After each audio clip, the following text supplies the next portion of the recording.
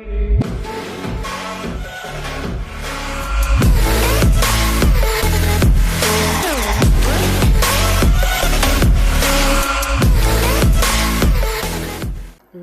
जी, आप लोग कैसे हो?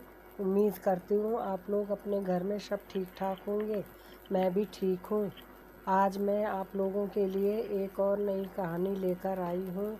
उम्मीद करती हूँ आप लोगों को मेरी कहानियाँ पसंद आ रही होगी। आज की कहानी का नाम है राजू की कहानी है। और राजू एक गरीब परिवार का था, उसके माँ बाप नहीं थे। एक दिन ऐसे पाल पोस के लोगों ने उसको बड़ा करा, उसको खाना पीना देते थे। वो रहता था तो एक झुग्गी में ही अपना, एक झुग्गी सी बनी होती थी। उसके माँ बाप वहीं मरे। तो ऐसे होते करते वो बड़ा होता गया, बड़ा हुआ।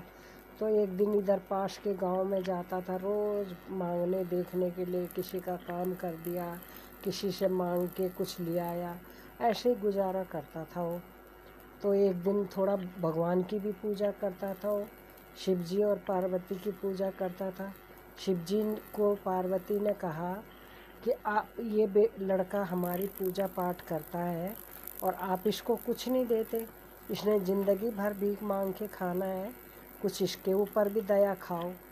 तो शिव जी ने बोला, इसकी किस्मत में कुछ नहीं है, तुम क्यों जिद कर रहे हो पार्वती? इसकी किस्मत में नहीं है सुख और ना रुपया पैसा। तो पार्वती ने तो जिद पकड़ ली।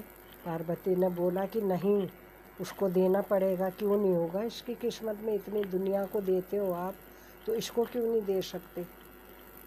तो शिव जी ने कहा, अच्छा तुम जिद करती हो तो तुम अभी देखो, जब ये जाएगा रास्ते से, उस रास्ते में देखना।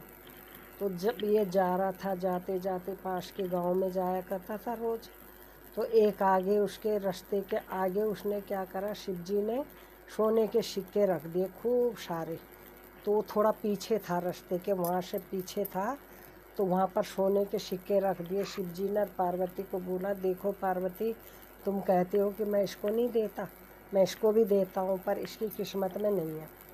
तो पार्वती देखती रही, शिव जी भी देखते रहे। शिव जी ने सोने के खूब सारे सिक्के रख दिए उसके आगे, रास्ते में जहाँ से वो रोज़ आता जाता था। तो देखा शिव जी ने, पार्वती ने, और देखते रहे।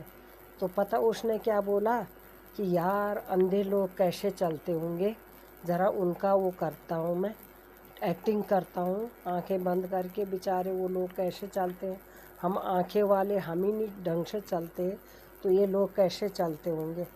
उसने जैसे शिव जी ने उस सोने के सिक्के रखे हुए थे उसके पीछे से ही, लेकिन उसने आंखें बंद कर दी और बोला, देखता हूँ कैसे चलते हैं अंधे लोग।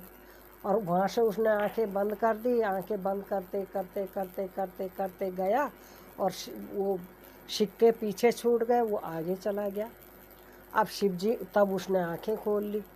बल देखा पार्वती, इसीलिए बोलता था मैं ना कि इसकी किस्मत में नहीं है, तुम ऐसे ही जिद करती रहती हो हैं।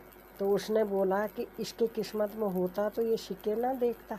अभी इसको एक्टिंग करनी थी अंधों की, तो लेकिन ये इसकी किस्मत में नहीं है, इसलिए ये ऐसे ही रहेगा। तो वो बस वहीं से जाता आता था, सब उन्होंने उठा लिए सिक्के। शिव जी ने अपने हाथ ऐसे करे, वो सारे सिक्के उठ के हाथ में आ गए। लेकिन उसने क्या करा, उसके किस्मत में नहीं था, तो वो भीख ही मांगता था। और वहीं से उसने कैसे बोला कि यार, अंधे कैसे चलते होंगे। उसने देखा तो चल के आगे, सिक्कों से आगे पहुंच के उसने अपनी आंखें खोल दी। तो इसलिए भगवान कहते हैं कि जिसके नसीब में जो होता है, जो लिखा होता है, वही होता है। और वो बेचारा रोज़ वही काम करता था, काम धंधा करके अपनी वो करता था, अपना दुनिया क्या बसाया उसने, पर वही भीख मांगना, किसी का काम धंधा करके वहीं झुग्गी में आ जाता था। बस यही उसका रोज़ का था। लड़की भी कौन देता उसको, ऐसे भिखारी को किसी ने नहीं दिया। और अपनी ज़िंदगी अकेले जिया, अकेले मांग देख के लाया, अकेले खाया, और ऐसे उसके दिन कटते रहे। ऐसी भगवान सबको अच्छा दे, अच्छा करे, लेकिन जो उसके नसीब में था होता है वही मिलता है। उसके नसीब में जितना था वही उसको मिलता था, बाकी उसको कुछ नहीं मिला। भगवान की तरफ से उसको कुछ नहीं मिला। जो दे भी रहे थे भगवान, वो भी उससे नहीं लिया गया। तो इसलिए ऐसा नहीं सोचना चाहिए कि भगवान हमारी किस्मत में क्या यही लिखा हुआ। ऐसे नहीं, भगवान ने जो जिसको यहाँ धरती पर भेजा है उसकी किस्मत में कुछ ना कुछ दिया होता है, लिखा होता है और देता है। बस अगर आपको आज की कहानी मेरी पसंद आई हो तो आप लाइक करें, शेयर करें और सब्सक्राइब करें और बेल आइकन दबाना ना भूलिए।